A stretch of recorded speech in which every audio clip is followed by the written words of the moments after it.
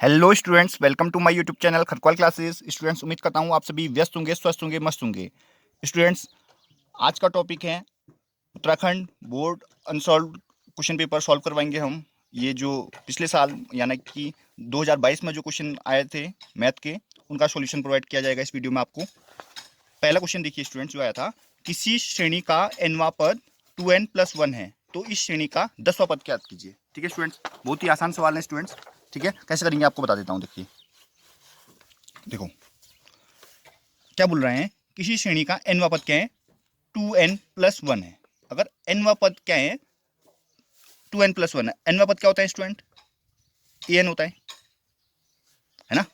2n+1 कर दिया जो हमको दिया हुआ है। ठीक है, अब 10वां पद बोल रहा है, तो n बराबर 10 रखना है, मतलब a 10 निकालना है आपने। समझ में आया नहीं आया?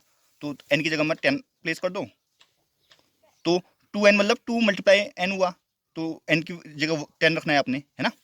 तो 10 2 जा 20 + 1 क्या हो जाएगा, 21 हो जाएगा, जो कि क्या, ऑप्शन नंबर 4 करेक्ट हो जाएगा। स्टूडेंट्स देखो, इसमें टिक लगा देंगे आप और सॉल्यूशन भी प्रोवाइड कर देंगे। ठीक है स्टूडेंट्स, पहला क्वेश्चन सॉल्व हो चुका है आपका। 1 नंबर का क्वेश्चन है, 1 नंबर मिल गया स्टूडेंट्स आपको, है ना। अब नेक्स्ट क्वेश्चन देखिए स्टूडेंट्स, क्या बोल रहे हैं, sine 25 cos 65 plus cos 25 sine 65 का मान बताइए। ठीक है स्टूडेंट्स, ये क्वेश्चन कैसे सॉल्व करेंगे देखिए आप। देखिए यहाँ पर सॉल्व कर लेता हूँ। Sine 25 degree cos 65 degree plus cos 25 degree sine 65 degree. ठीक है स्टूडेंट्स, तो स्टूडेंट्स इस टाइप के क्वेश्चन करने के लिए आपको करना क्या होगा स्टूडेंट्स, देखो यहाँ साइन है, यहाँ कॉस है, यहाँ कॉस है, यहाँ साइन है। ठीक है, तो कहने का मतलब ये है कि साइन को तो ऐसे रखिए, कॉस को क्या कर दीजिए, कॉस को क्या कर दीजिए, देखिए स्टूडेंट्स, कॉस 90 में से क्या घटाएंगे कि 25 आ जाए। 90 में से आपको पता है क्या घटाएंगे कि 65 आ जाए, सॉरी, है ना। 90 में से 25 घटाएंगे कि 65 आ जाएगा, आएगा नहीं आएगा स्टूडेंट। तो ये बात तो एक ही है, 90 - 25 करोगे 65 आने वाला है। और यहाँ भी ऐसी कीजिए, देखिए पर यहाँ पर हमने कॉस को चेंज किया, यहाँ करेंगे हम साइन को चेंज। क्यों करेंगे अभी आपको बताते हैं हम। ठीक है स्टूडेंट, देखिए यहाँ कॉस ऐसे रहेगा, यहाँ पर साइन को चेंज करेंगे। साइन को क्या करेंगे, यहाँ पर 90 - 25। अब देखिए साइन 25 तो ऐसे रहेगा। अब आपको पता है कॉस 90 - थीटा क्या होता है, साइन थीटा, तो साइन 25 हो जाएगा। और ऐसे यहाँ पर कॉस 25 ऐसे रहेगा, साइन 90 - थीटा, यहाँ भी क्या हो जाएगा, कॉस थीटा हो जाएगा। तो अब देखिए आप, साइन 25 मल्टीप्लाई साइन 25 मतलब एक्स इंटू एक्स टाइप हो गया ये, तो क्या स्क्वायर कर देंगे, साइन स्क्वायर 25 हो जाएगा, स्क्वायर 25 प्लस यहाँ पर कॉस 25 इंटू कॉस 25 भी कॉस स्क्वायर 25 हो जाएगा।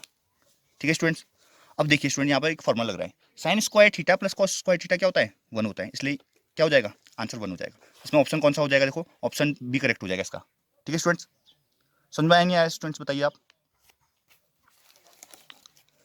देखिए दोबारा समझा देता हूँ, sine 25 cos 65 plus cos 25 sine 65 था। ठीक है, इसमें क्या करते हैं स्टूडेंट्स, हमको ये गौर से देखने पर हमको पता चलता है, देखो ये 25 और 65 का सम क्या आ रहा है, 90 आ रहा है। तो हम एक नंबर को तो ऐसे ही रखते हैं, दूसरे वाले को चेंज कर देते हैं। फिर यहाँ भी एक नंबर को ऐसे रखा, दूसरे वाले को चेंज किया। चूंकि हमको पता है sine square theta plus cos square theta equal to 1 होता है, इसलिए हमने यहाँ पर कॉस को चेंज किया साइन के पदों में, और यहाँ पर साइन को चेंज किया कॉस के पदों में। याद रखिएगा स्टूडेंट्स, एंगल सेम होना चाहिए। आप ऐसा ना कर दें कि यहाँ पर तो आपने 25 के पदों में रख दिया, यहाँ पर 65 के पदों में रख दिया, समझ में, तो ये गलत हो जाएगा। तो एंगल सेम होना चाहिए, क्योंकि sine square theta plus cos square theta ही 1 होता है। ठीक है स्टूडेंट्स, अब आप अगला क्वेश्चन देखिए। तीसरा क्वेश्चन क्या बोलता है, एक गोले का व्यास 14 सेंटीमीटर है। ठीक है स्टूडेंट्स, क्या बोल रहा है, एक गोले का व्यास 14 सेंटीमीटर है, इसका वक्र पृष्ठ होगा। स्टूडेंट्स, इस टाइप के क्वेश्चंस करने के लिए सबसे पहले आपको फॉर्मूले पता होने चाहिए। जिस बच्चे को फॉर्मूले पता नहीं होंगे वो बच्चा ये क्वेश्चन नहीं कर पाएगा। तो आपको फॉर्मूले पता होने चाहिए। मैं बता देता हूँ आपको फॉर्मूला क्या है, इसलिए आप याद रखिएगा, फॉर्मूले आपको याद होने चाहिए। ठीक है स्टूडेंट्स, ऐसे कर लेते हैं। तो देखिए स्टूडेंट,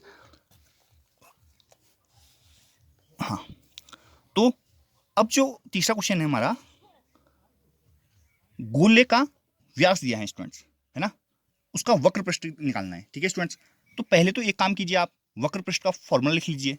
है ना। गोले का वक्र पृष्ठ होता है स्टूडेंट्स, गोले का वक्र पृष्ठ होता है 4πr² होता है। कितना होता है स्टूडेंट्स? 4πr²। ठीक है स्टूडेंट्स, दिख रहा है ये। अब क्या है, हमको क्या दिया हुआ है, देखिए व्यास दिया है 14। यहां पर व्यास का तो कोई काम नहीं है, आर दिया है, आर चाहिए अपने को। तो व्यास क्या होता है? व्यास बराबर होता है 2 गुणा त्रिज्या। आपको बताइए, यहाँ बोल सकते हो त्रिज्या बराबर व्यास बट्टे 2। त्रिज्या आर होती है स्टूडेंट, है ना। व्यास बट्टे 2, व्यास क्या है स्टूडेंट? 14 सेंटीमीटर है, बट्टे 2 क्या आ जाएगा? 7 सेंटीमीटर हो गया। हो गया नहीं हो गया? तो अब 4πr² में रख दीजिए आप क्या, आर की वैल्यू, और पाई की वैल्यू आपको बताइए 22/7 होती है स्टूडेंट। कर देते हैं यहाँ पर, देखो तो वक्र पृष्ठ हो गया 4 इंटू पाई हो गया 22/7, 4πr²। r² मतलब r मल्टीप्लाई आर। ठीक है, 7 से 7 कैंसिल कर दिया। देखो 4 2 जा 8, 4 2 जा 8 मल्टीप्लाई 7, देखो है ना। 17 56 56 की 6 हासिल 5, 17 56 56 5 61 61 हो गया स्टूडेंट, है ना। और जो वक्र पृष्ठ होता है, ये क्षेत्रफल होता है स्टूडेंट, ना। तो स्क्वायर में होता है, किसमें होता है? स्क्वायर। सेंटीमीटर में दिया था, सेंटीमीटर स्क्वायर हो जाएगा स्टूडेंट्स। ऑप्शन क्या हो जाएगा इसका करेक्ट? ऑप्शन थर्ड करेक्ट हो जाएगा, तीसरे का। ठीक है स्टूडेंट्स, तो इसका थर्ड ऑप्शन आप करेक्ट बोल देंगे। अब देखिए अगला क्वेश्चन। इसी प्रकार आपने 3 क्वेश्चन कर चुके हैं स्टूडेंट, 3 नंबर आपके आ चुके हैं। ठीक है, अब चौथा क्वेश्चन देखिए स्टूडेंट्स, यहाँ पर कर लेते हैं चौथा क्वेश्चन। क्या बोल रहे हैं? ट्राइंगल एबीसी में ए बी बराबर 6√3 सेंटीमीटर, ठीक है, ए सी बराबर 12 सेंटीमीटर, बी सी बराबर 6 सेंटीमीटर, कौन बी है। ठीक है स्टूडेंट्स, तो स्टूडेंट्स इस टाइप के क्वेश्चंस करने के लिए आपको पता होना चाहिए कि पहले तो कि सबसे बड़ी भुजा क्या है, ये नोटिस करना है आपने। ठीक है, सबसे बड़ी भुजा देखो 6√3 बड़ा है, 12 बड़ा है या 6 बड़ा है। देखो स्टूडेंट आपको पता चलेगा कि पहले तो आपको √3 की वैल्यू पता होनी चाहिए, 1.7 के अराउंड होती है। ठीक है, तो 1.7 के अराउंड है, तो इसका मतलब ये तो है कि सबसे बड़ी भुजा ये तो नहीं हो सकती। ठीक है, ये तो सबसे छोटी भुजा हो गई, है ना। अब 1.7 है तो ये क्या है? 6 इंटू 2 है, 6 दूनी 12 होता है ना। तो ये बीच की भुजा हो गई, और ये सबसे बड़ी हो गई। सबसे बड़ी ये हो गई, फिर उससे छोटी ये हो गई, सबसे छोटी ये हो गई। इसका मतलब ये समझ में आया। सबसे बड़ी भुजा पर फोकस मैं क्यों कर रहा हूँ स्टूडेंट्स? इसलिए कर रहा हूँ स्टूडेंट्स, आप जब ट्राइंगल बनाएंगे, आपको ट्राइंगल बनाना होगा इसके लिए। जब भी ट्राइंगल बनाएंगे स्टूडेंट, सबसे बड़ी भुजा आपको कर्ण ऐसे शो करना पड़ेगा। समझ में आया नहीं आया? इसका नाम लिख दीजिए। ए सी बोल रहे हैं तो ए यहाँ पर रख दीजिए, सी यहाँ रख दीजिए। अब क्या बचा? एक बी बच गया, तो बी यहाँ पर रख दीजिए। समझ में आया नहीं आया? तो 12 ये हो गया। अब क्या? बी सी 6, बी सी 6 और ए बी क्या है? 6√3। समझ में आया नहीं आया स्टूडेंट? अब ये थीटा याद करना है आपने, तो आप यहाँ पर ट्रिग्नोमेट्री आ गई है आपकी। ठीक है, ट्रिग्नोमेट्री का फॉर्मूला लगाएंगे और सॉल्व करेंगे। अब कैसे लगाएंगे आप ट्रिग्नोमेट्री का फॉर्मूला? ये देखिए आप, देखिए स्टूडेंट आपको पता है कोई भी त्रिकोणमितीय अनुपात लगा के आप ये सॉल्व कर सकते हैं स्टूडेंट, है ना। Sine theta, cos theta, tan theta, cosec, sec, cot, कोई भी लगा के आप सॉल्व कर सकते हैं। आपको पता है लाला आम लाया खाते खाते आया, लाला आम लाया खाते खाते आया। पहला वाला होता है साइन, साइन ही लगा लेते हैं हम। ठीक है, तो साइन थीटा बराबर क्या होगा? लंब बटे कर्ण बोल रहा है। लंब क्या है? 6√3। इस त्रिकोण के लिए लंब क्या है? 6√3। और कर्ण क्या है स्टूडेंट्स? कर्ण है 12, है क्या नहीं बताइए आप? तो क्या हो गया? 6 कम 6, 6 दूनी 12, √3 बट्टे 2 आ गया स्टूडेंट्स। तो साइन थीटा बराबर क्या हो गया? √3 बट्टे 2। साइन कितने का मान होता है? साइन 60 का मान होता है स्टूडेंट्स। तो थीटा बराबर क्या हो गया? 60 डिग्री हो गया। ऑप्शन कौन सा है? ऑप्शन सेकंड इसका करेक्ट हो गया। देखिए हो गया नहीं हो गया? ऑप्शन सेकंड में 60 दिखाया, 60 करेक्ट हो गया। दोबारा समझा देता हूँ स्टूडेंट्स, आपको क्या दिया गया था इस क्वेश्चन में? इस क्वेश्चन में दिया गया था कि ट्राइंगल एबीसी दिया था। देखिए क्वेश्चन में देखिए आप, ट्राइंगल एबीसी में ए बी बराबर 6√3 सेंटीमीटर, ए सी बराबर 12 सेंटीमीटर और बी सी बराबर 6 सेंटीमीटर दिया था। तो कौन बी निकालना था। ठीक है,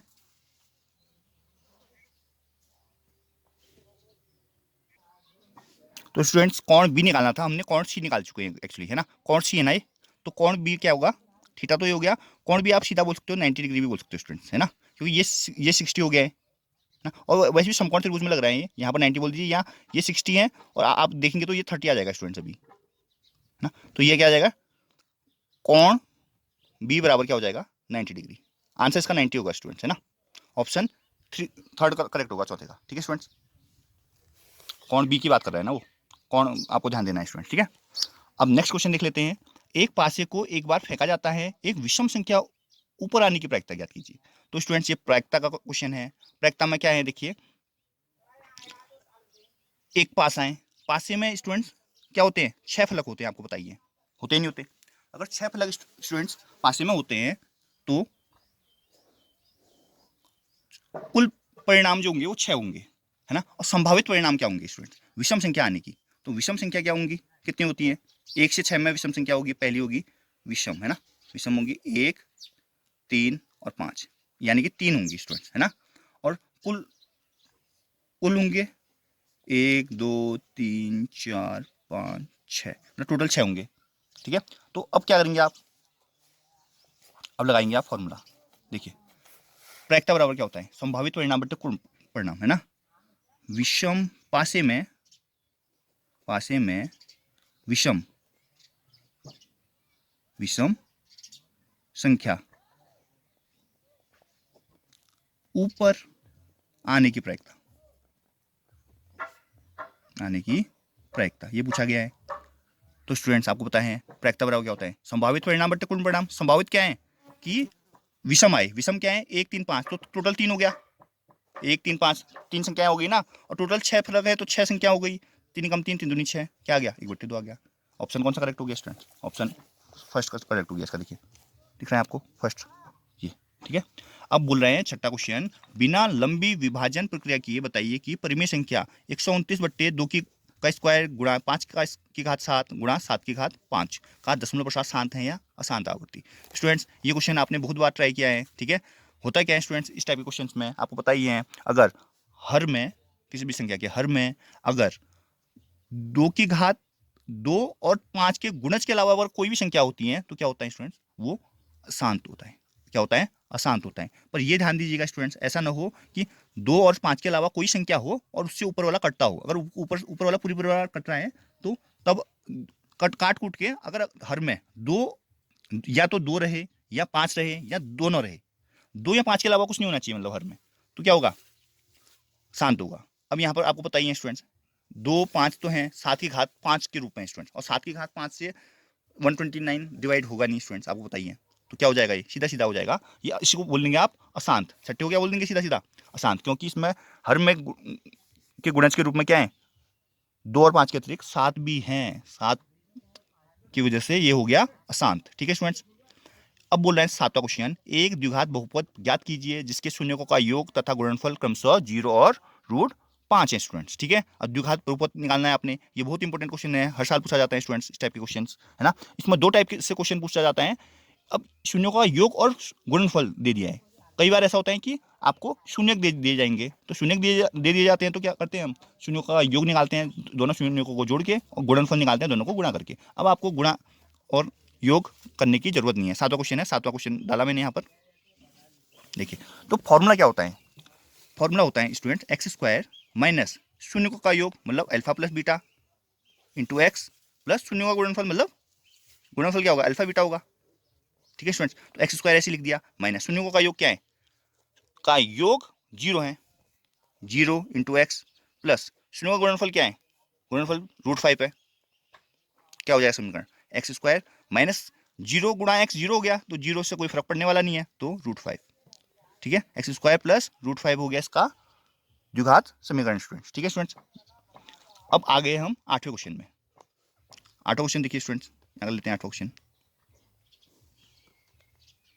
द्विघात समीकरण x² minus 4x plus 4 equal to 0 के मूलों की प्रकृति ज्ञात कीजिए। मूलों की प्रकृति निकालने के लिए स्टूडेंट्स आप क्या करेंगे, इसका निकालेंगे विविक्तिकर। क्या निकालेंगे, विविक्तिकर। क्या समीकरण है, x² minus 4x plus 4 equal to 0 है। आपको बताएं विविक्तिकर क्या होता है, विविक्तिकर होता है d बराबर b² माइनस 4ac होता है, ठीक है, b² माइनस 4ac। अब b² क्या होता है, b होगा, ये इसकी तुलना करेंगे ax² plus bx plus c के रूप में अगर तुलना करेंगे तो b हो गया -4, b² मतलब -4 का स्क्वायर, -4 इंटू a हो गया x² का गुणांक a का स्टूडेंट्स, इंटू c क्या है 4, तो क्या हो गया माइनस का स्क्वायर प्लस 4 का स्क्वायर 16, माइनस 4 गुणा 1 4, 4 चुको 16, 16 गुणा 16 क्या हो गया 0 हो गया, 16 माइनस 16 हो गया 0, ठीक है स्टूडेंट, तो जीरो हो चुका है। जीरो होने पर क्या होता है स्टूडेंट, दो बराबर मूल है ना होते हैं। क्या होते हैं, मूलों की प्रकृति क्या है, बराबर मूल होंगे, दो बराबर मूल होंगे इसका। ठीक है, लिख देंगे आप, क्या लिखेंगे, दो बराबर मूल होंगे।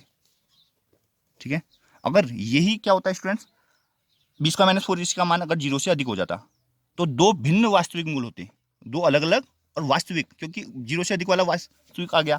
और अगर यही मान अगर क्या होता हमारा, क्या होता, जीरो से कम होता है स्टूडेंट, तो वास्तविक मूल नहीं होते, काल्पनिक होते ना, ऋणात्मक हो गया, अंडर रूट के अंदर ऋणात्मक आ जाता है। अब बताइए द्विघात समीकरण में आपको बताइए, है ना। अब देखिए 9वां क्वेश्चन है, क्या बोलता है, एक वृत्त की कितनी स्पर्श रेखाएं हो सकती है। ये बहुत इंपॉर्टेंट क्वेश्चन है स्टूडेंट्स, अक्सर ये पूछा जा रहा है एग्जाम में। ठीक है, अक्सर ये वृत्त से रिलेटेड क्वेश्चन जरूर पूछा जा रहा है एग्जाम में, तो इस क्वेश्चन को आप समझिए, बहुत इंपॉर्टेंट क्वेश्चन है। देखो, एक वृत्त की कितनी स्पर्श रेखाएं हो सकती हैं। देखो वृत्त खींचिए, पहले मैं समझा देता हूं आपको, अगर एग्जाम में आपको याद न रहे तो आप ऐसा ही कीजिएगा, एक वृत्त कीजिए, इसमें देखिए आप कितनी स्पर्श रेखाएं खींच सकते हो आप। देखो एक यहाँ खींच दी, मतलब स्पर्श करते हुए वृत्त को, ये खींच दी, ये खींच दी, ये खींच दी, कितनी भी खींच सकते हो स्टूडेंट्स, कितनी भी, अनंत स्पर्श रेखाएं। इसका मतलब क्या बोल दोगे आप, 9वें का, एक वृत्त की कितनी स्पर्श रेखाएं हो सकती हैं, अनंत हो सकती हैं स्टूडेंट्स। ठीक है, 9वां क्वेश्चन का सॉल्यूशन अनंत हो जाएगा। ठीक है, एक निधित घटना की कितनी प्रायिकता होगी। ठीक है, निधित घटना की कितनी प्रायिकता होगी, मतलब निगदित घटना इस टाइप का हो सकते हैं स्टूडेंट्स, दो टाइप से समझ सकते हैं इसको। अब यहाँ पर हो सकता है मिसप्रिंट हो, निर्धारित घटना की बोल सकता है ना, निर्धारित होगा तो एक होगा इसका आंसर, है ना। अगर एक घटना की, ऐसी घटना जो निर्धारित है, मतलब पक्का है, तो उसका आंसर एक हो जाएगा। और निधित घटना कोई ऐसा भी बोलता है कि जो न घट सके, जिसकी संभावना ही ना हो कुछ, तो उसकी आंसर हो जाता है जीरो। ठीक है स्टूडेंट्स, अब 11 क्वेश्चन में आ जाते हैं, दो संख्याओं का अंतर 26 है और एक संख्या दूसरी संख्या की 3 गुनी है, संख्याएं ज्ञात कीजिए। ठीक है स्टूडेंट्स, बहुत इंपॉर्टेंट क्वेश्चन है स्टूडेंट्स, अक्सर एग्जाम में पूछा जाता है। आप देखिए यहाँ पर सॉल्यूशन करते हैं हम क्वेश्चन नंबर 11। ठीक है, अब क्या करेंगे, इस प्रकार के क्वेश्चन करने के लिए क्या दिए हैं, दोबारा पढ़ देता हूं मैं। दो संख्याओं का अंतर 26 है, एक संख्या दूसरी संख्या से 3 गुनी है, तो संख्या कितनी, माना बड़ी संख्या बराबर x, बड़ी संख्या मान ली हमने क्या, x, छोटी संख्या क्या मान ली, y। ठीक है स्टूडेंट्स, अब जो शर्त दे रखी है उसके अकॉर्डिंग आप सॉल्व करेंगे। हम कैसे करेंगे, देखिए आप, दो संख्याओं का अंतर x है, अब बड़ी संख्या x है, तो अंतर होगा तो बड़ी संख्या से छोटी संख्या बढ़ाएंगे, अंतर क्या है 26, x माइनस वाई बराबर 26, समीकरण 1। एक संख्या दूसरी संख्या की 3 गुनी है, तो एक संख्या मतलब बड़ी संख्या बराबर 3 गुना छोटी संख्या 3y, समीकरण 2, x बराबर 3y। अब क्या करेंगे, समीकरण 1 से क्या करेंगे, समीकरण 2 से x का मान समीकरण 1 में रख देंगे। ठीक है, तो क्या हो गया, x की जगह में 3y हो जाएगा, 3y माइनस वाई बराबर क्या हो जाएगा 26। ठीक है स्टूडेंट्स, 3y माइनस वाई बराबर क्या हो जाएगा 26, 3y में से y घटाया क्या होगा, 2y बराबर क्या हो जाएगा 26 हो जाएगा। y बराबर क्या हो जाएगा, गुणा वाला कहाँ जाता है स्टूडेंट्स, भाग में जाता है, मतलब 26/2 हो जाएगा। 26/2 का मतलब क्या है, 2 एकम 2, 2 एकम 2, 2 3 6, तो y बराबर क्या आ गया 13 हो गया स्टूडेंट्स।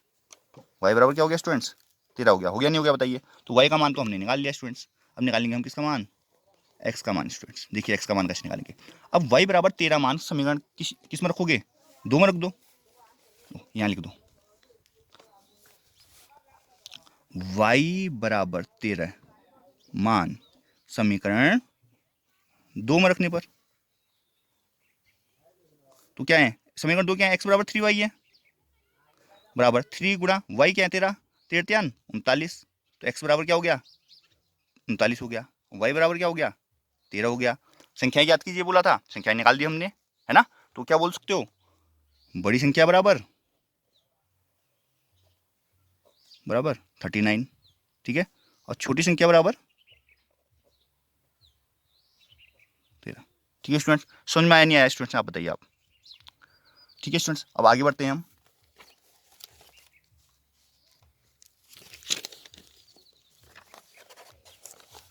देखिए स्टूडेंट्स, अगला क्वेश्चन बोल रहे हैं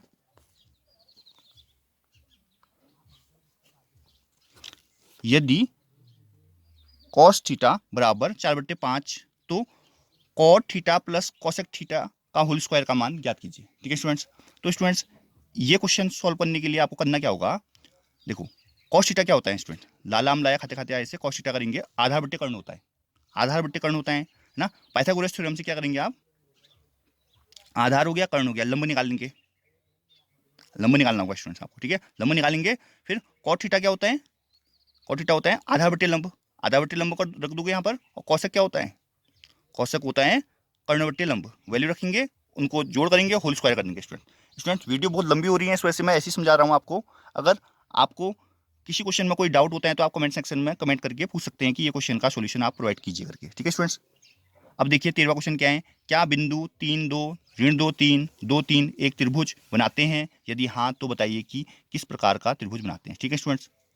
तो त्रिभुज बनाने के लिए स्टूडेंट्स शर्त होती है, आपको बताइए क्या होती है, बीच की दूरी निकालेंगे आप। ठीक है, इसकी इन दोनों के बीच की दूरी, इन दोनों के बीच की दूरी, इन दोनों के बीच की दूरी, है ना, निकाल लेंगे। और वहां पर आप देखेंगे कि किन्हीं भी दो भुजाओं का योग, है ना, जो होता है वो एक भुजा के योग, जो सबसे बड़ी भुजा जो है, शेष जो भुजाओं के योग से क्या होनी चाहिए, छोटी होनी चाहिए, ये कॉन्सेप्ट लगता है, तब मतलब वो त्रिभुज कहलाता है। ठीक है, बाकी बीच की दूरी से आपको ये भी पता चल जाएगा कि त्रिभुज कौन सा है। अगर तीनों बराबर दूरी आएंगी,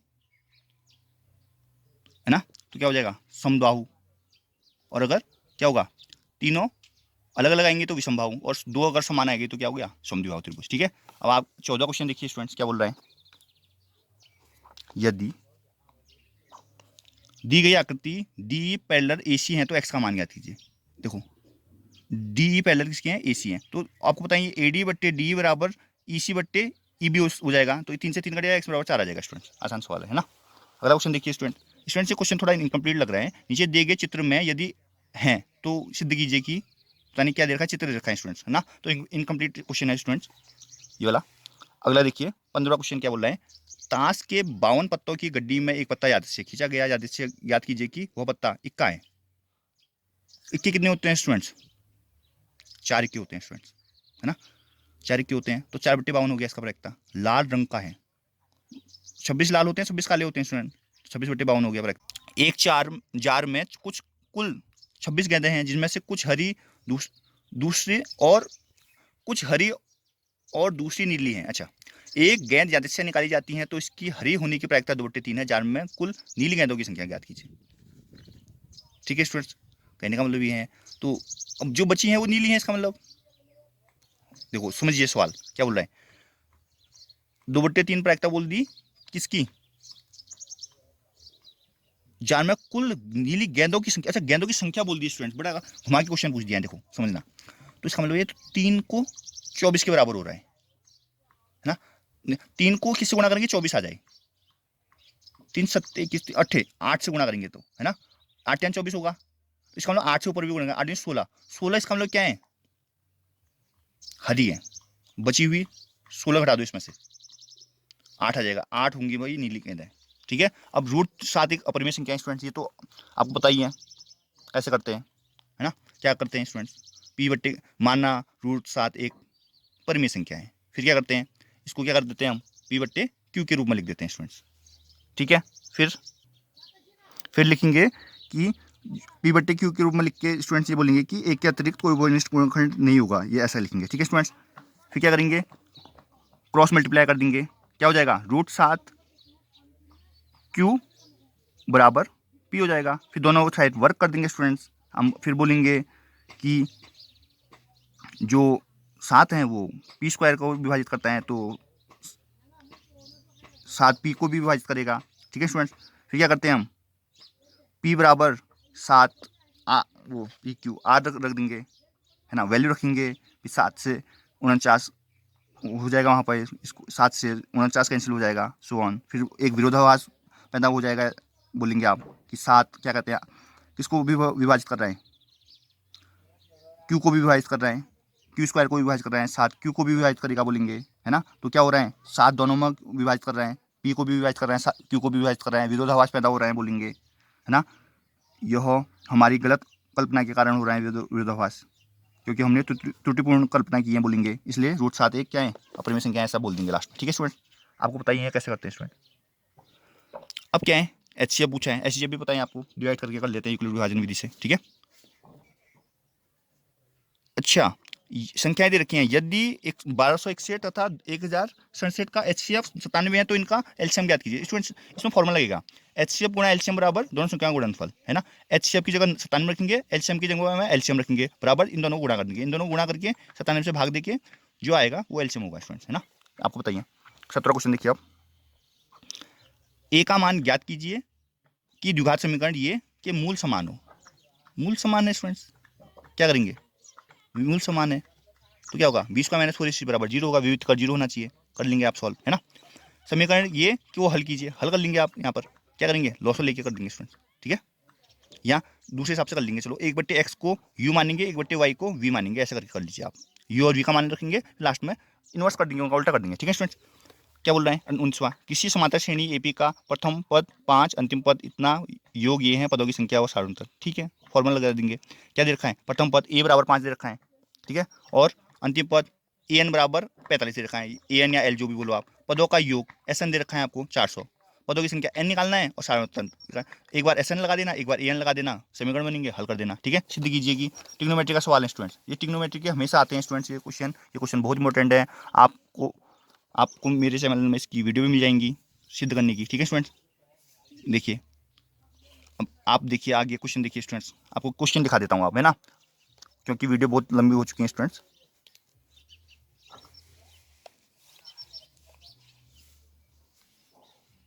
आप पॉज करके देख सकते हैं क्वेश्चन।